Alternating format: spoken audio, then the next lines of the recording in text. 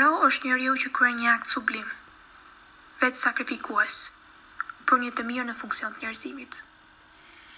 Dhe nëse kombi jonë ka ndjerë të natyrshme të lartësoj dikën në nivel kombëtar, pa dyshim, ky njeri është Gjergj Kastriot Skënderbeu.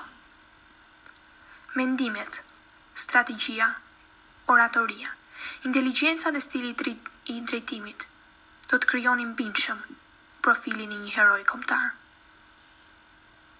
Figura e Skënderbeut luajti një rol të rëndësishëm jo vetëm gjatë 25 vjeçarit të lavdishëm, por dhe më pas. Madje edhe deri në ditët e sotme, akoma figura e tij është shkruar lart. Le të banë sot të dy vëllezër.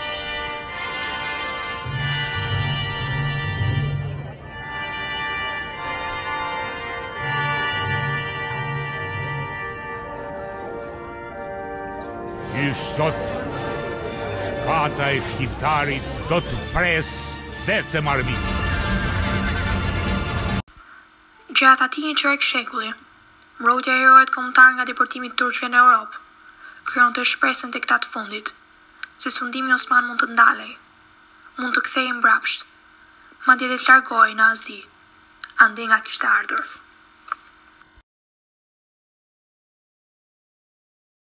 Europa flinte i qetë, e bindur se strategun shqiptar e kishte atje, në druftime me armikun e rrezikshëm të kohës, Perandorin Osmane.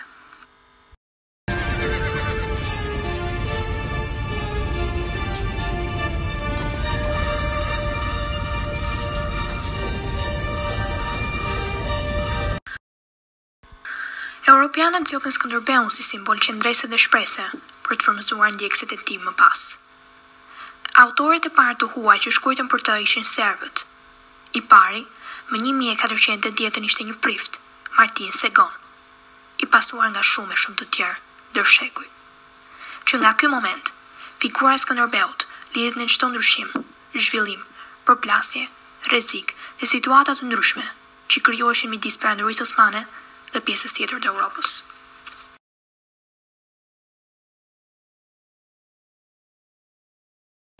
Kësaj, pas vdekjes së tij, u shkruajtë më mira pjesë letrare, ku më rëndësishme i shkruar për heroin, me 1508-1510, vjen nga Marin Barleti, me titullin Historia e Skënderbeut.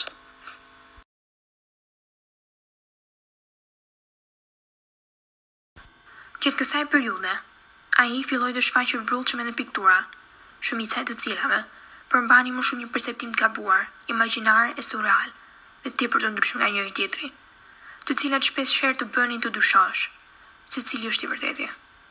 Studiosit mendojnë se pamja më autentike e tij është ajo e paraqitur nga piktori i njohur italian, Gentile Bellini, që gjendet në Muzeun e Firenzes, Itali.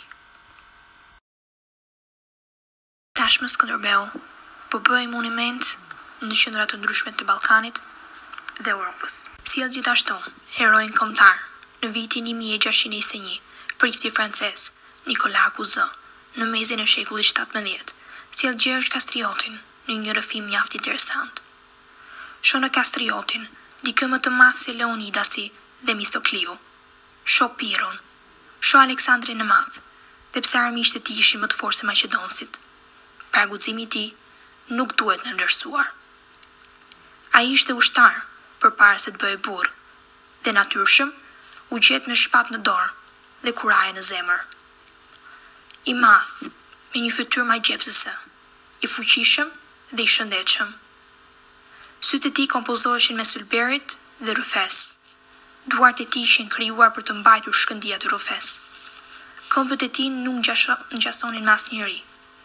Të gjitha këto tipare paralajmëronin famën e tij.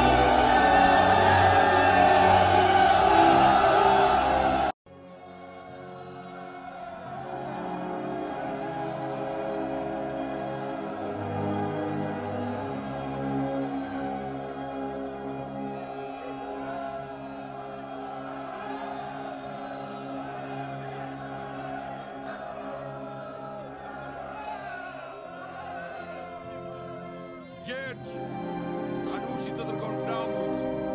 Turqit, u thye.